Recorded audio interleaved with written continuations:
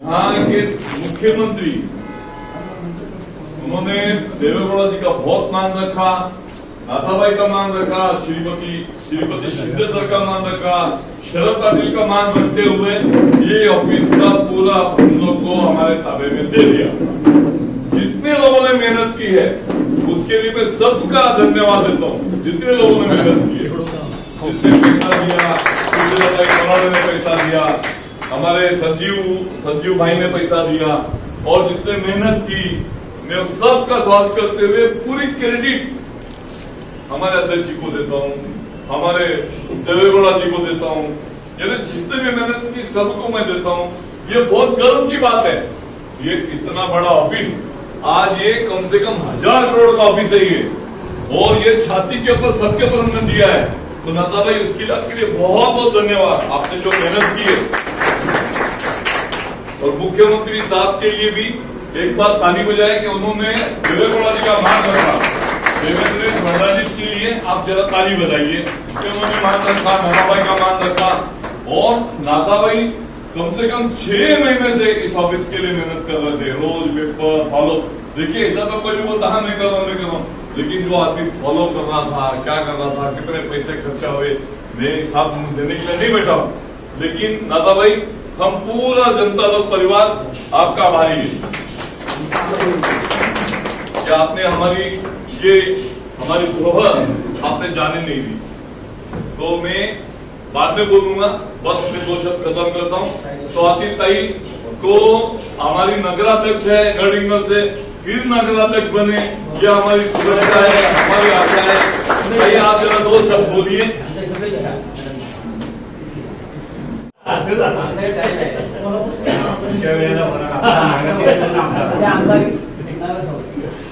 महाराष्ट्र प्रदेश जनता दल से कार्यकारिणीच्या आजच्या बैठकीत उपस्थित प्रदेशाध्यक्ष नाथा हो, प्रदेश उपाध्यक्ष आमच्या कोल्हापूर जिल्ह्याचे अध्यक्ष वसंतराव पाटील, सगळेच उपस्थित पदाधिकारी आणि आपण सर्व जनता दलाचे प्रमुख मान्यवर। मी आज खरं तर आमची निवडणूक लागली नगर परिषदेची आपल्याला सगळ्यांनाच माहिती आहे की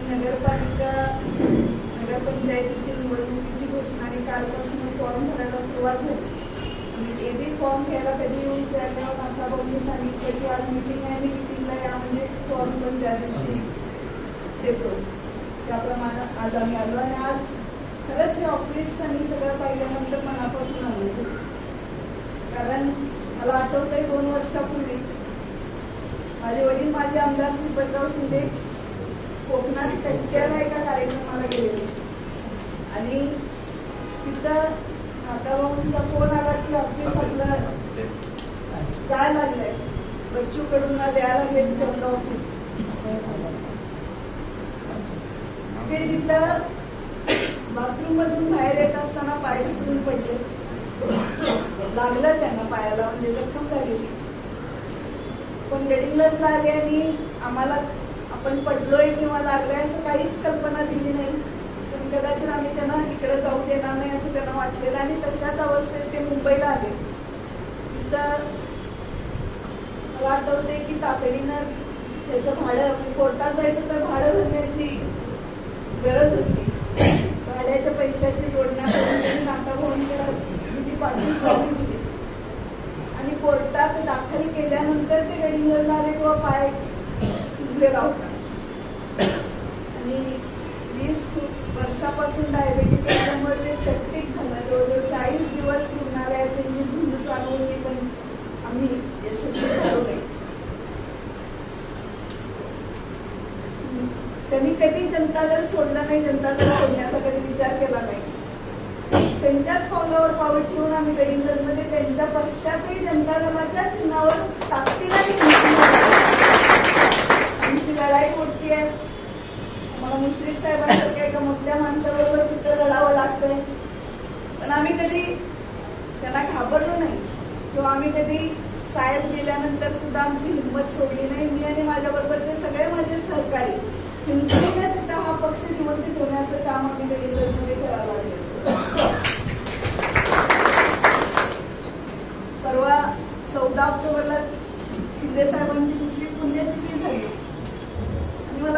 म्हणजे नाताभाऊ की तुमच्या प्रयत्नांमुळे 13 तारखेला हे ऑफिस, 13 ऑक्टोबरला हे ऑफिस पूर्णपणे जनता दलाच्या ताब्यात दिल्याचं पत्र आम्हाला सगळ्यांना मिळालं. आणि खरं तर तीच खरी शिंदे साहेबांनी पण जे ऑफिस वाचवण्यासाठी त्यांनी स्वतःच्या तब्येतीकडे दुर्लक्ष केलं, ते ऑफिस त्यांच्या दुसऱ्या स्मृतिदिनाच्या आधी मिळालं, हीच खरी त्यांना श्रद्धांजली आहे. त्यामुळं हा पक्ष जिवंत राहायला पाहिजे, वाढला पाहिजे ही त्यांची इच्छा होती. आणि मग त्यांच्या नंतर कोणतरी एका तरुणानं याची धुरा घ्यावी. आणि कारण ते जेव्हा प्रदेशाध्यक्ष होते आम्ही बघितलंय, ते पूर्ण महाराष्ट्र फिरत होते आणि या वयात त्यांना झेपणं शक्य नव्हतं. त्यामुळे त्यांनी नाताभाऊंचं नाव सुचवलेलं होतं आणि नाताभाऊ तेवढ्याच ताकदीनं जनता दलाचं नेतृत्व करायला लागलेलं आहे. आमची अपेक्षा आहे नाताभाऊ की हा पक्ष जेव्हा 85ला मला आठवते, 85ला माझे वडील जेव्हा पहिल्यांदा आमदार झाले तेव्हा 25 आमदार जनता दलाचे महाराष्ट्रात होते आणि मृणालताई तेव्हा विरोधी पक्ष नेत्या झालेल्या होत्या. ही परिस्थिती पुन्हा महाराष्ट्रात येण्यासाठी सगळ्यांनीच कष्ट करणं गरजेचं आहे. सगळ्यांनीच प्रयत्न करणं गरजेचं आहे. त्यामुळे आपल्याला जमेल तसं, झेपेल तसं आपण लढलं पाहिजे, आपण टिकलं पाहिजे. परवा सुद्धा गडचिरोलीमध्ये आमच्या लोकांच्या समोर ते सांगितलं की आपण जगायचं तर आपण लढलं पाहिजे आणि जिंकायचं तर लढलं पाहिजे. यात जिद्दीनंच आम्ही निवडणुकीत उतरलेलो आहे. तुमच्या सगळ्यांच्या सदिच्छा आमच्या बरोबर असू देत. आम्हाला जनता दलाचा झेंडा पुन्हा एकदा गडिंग्लजमध्ये लावायचा. पंचायत समितीसाठी आणि जिल्हा परिषदेसाठी आता तेवढी ताकद आमची राहिलेली नाही, पण काही जोडण्याकडून पंचायत समितीच्या काही जागा सुटतात का यासाठीचे सुद्धा आमचे प्रयत्न सुरू आहेत. त्यामुळे पंचायत समितीत सुद्धा जाण्याचा आम्ही निर्धार केलेला आहे. नगरपालिकेवर आमची निर्विवाद सत्ता होती. आता काही कारणामुळे ही लढाई पैशाविरुद्ध करावी लागते. तिथंच कुठेतरी आम्ही थोडं कमी पडतो. त्यामुळे जे काही ज्या पद्धतीनं जाऊन सत्तेत यायचं त्या पद्धतीच्या सगळ्या जोडण्या करण्याच्या अधिकार नाताभाऊंनी आम्हाला दिले. पण जनता दल टिकलं पाहिजे हा प्रयत्न आम्ही गडिंग्लज नगरपालिकेत निश्चितपणे करायला. तुमच्या सगळ्यांच्या शुभेच्छा आम्हाला मिळू देत.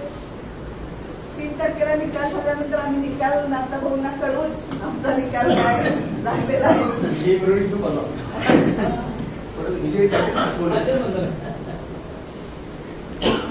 एकदा बोलून जो सन्मान दिला त्याबद्दल आपल्या सगळ्यांचेच आभार मानते. मला पुन्हा गडिंग्लजला जायचंय कारण कालपासून फॉर्म भरायला सुरुवात झाली. 17 तारखेपर्यंत फॉर्म भरायची मुदत आहे आणि एक दिवस जाणं हे खूप आमच्यासाठी म्हणजे आणि दिवस घालवणं आम्हाला शक्य नाही. त्यामुळे आता परत निघणार आहे. त्यामुळे तुमच्या सगळ्यांची परवानगी असू दे. त्या सगळ्यांचा निरोप घेते. तुम्हाला सगळ्यांनाच शुभेच्छा मनापासून देते.